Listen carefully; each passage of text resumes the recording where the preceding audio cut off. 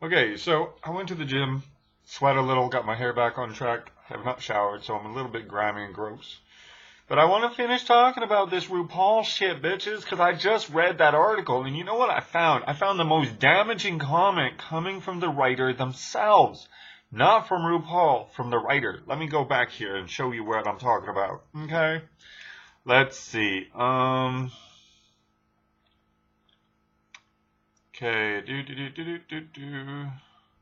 Okay, so okay, so he talks about pinning him down on precisely what all this means is tricky, in part, I think, because he doesn't want to offend anyone by explicitly acknowledging the contradiction between his playful, elastic sensibility and the militant earnestness of the transgendered movement. The two couldn't be further apart, I suggest. RuPaul responds, yes, that's always been the dichotomy of the trans movement versus the drag movement, you know, he agrees carefully. I liken it to having a currency of money, say English pounds as opposed to American dollars. I think identities are like value systems or currencies. There's not just one. Understand the value of different currencies and what you could do with them. First off, that's an open invitation that if you want your own show, go after it, do it, raise yourself up, because that is what you need to do. Understand the value of okay, that's the place you want to be. That's literally the end of the quote. But to transgendered women, it's critically important that the world recognizes her fixed identity as female. This is the author. RuPaul nods uneasily. Yeah, that's right, that's right.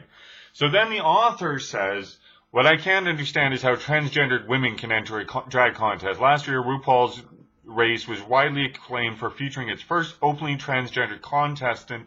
Sorry, I'm not speaking properly, called Peppermint. But if transgendered women must be identified as female, how can they also be men dressing up as women? This is the entire argument. So here's RuPaul actually talking. He did not say the previous comment. That was the author.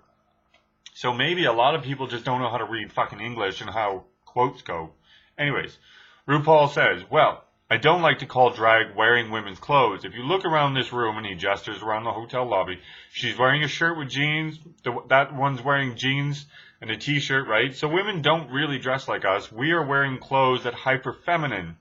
That represents our culture's synthetic idea of femininity. Transgendered is as close to real gender identity as they can get. They literally alter themselves to become a woman, to fit the body and the soul together. Love it, great, but not what Drag Race is.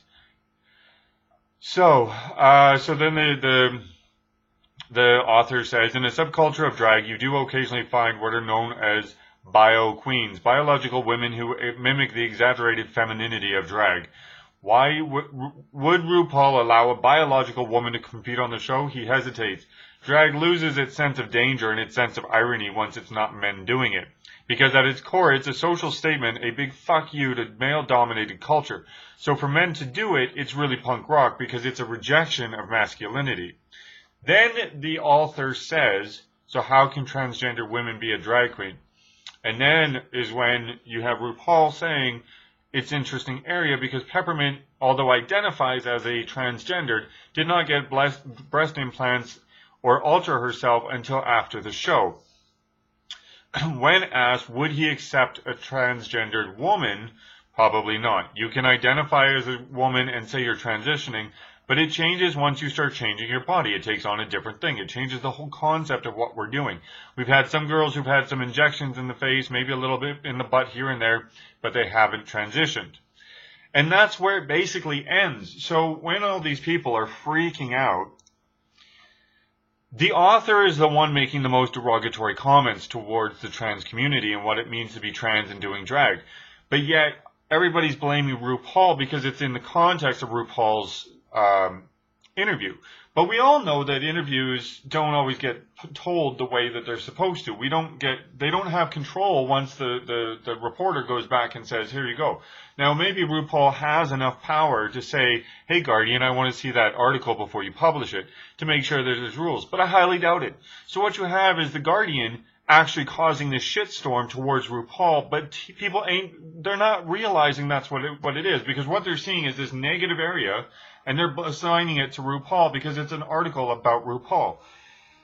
So, my last point is, if transgendered people just focused on being transgendered, focused on the fact that it's not the gay community that wants to erase you. It's literally the white, fat, Republican, Christian-dominated people that want to erase you. Now, here's the other thing that you should all be focusing on. Right now, according to the New York Times article that I read about this memo, they are literally saying science. It is science. Okay? You all should realize this is a big fucking doorway for y'all to walk through, because if it is science that they're going to base this on, y'all can turn around and start a civic fucking lawsuit against the American government for the science of climate change, for the science of why plastic and all the pollution and all the toxins and all this shit are going into our environment that the Trump administration is opening the door to creating more of. So my point is that the Trump administration has avoided science on virtually every major important factor available to the human race, okay? Climate change, waste, recycling, all this shit. They deny the actual science of what's going on. But you're a transgender person who, by psychiatry, is valued as being a female. So you get the reassignment surgery. I get it. 100% stand behind you, want you to do it. But now Trump is trying to say that there is no scientific evidence that you are who you are. So now you got the Trump administration going, science, bitches. And you're like, no, hold up, nuh-uh. Because if you don't allow for the science of this, then how can you say the science of that? Because that's the thing, kids. We already know that the greenhouse gas emissions and all of this other shit is scientifically proven to be happening. So why is it the Trump administration can suddenly pick and choose how they use science? You can't. That actually opens a lawsuit to the Trump administration. So instead of focusing into the gay community and into whether or not RuPaul did or did not, was or was not, why don't y'all get fucking smart and look at what's being said. Look at what you can use against the Trump administration and against these laws. And again, get your friends out to vote. Go and meet people. Go do something. Be proactive. Don't be social justice warriors on the internet saying, oh my God, because it's fucking tiring and it's not political. It's just petulant. Anyways, part 2 is over. Cheers. Comments, hate them, love them. My opinion, it is my opinion. So hater, love me. I don't really care because I'm not here for you. I'm here to talk about what you're doing wrong.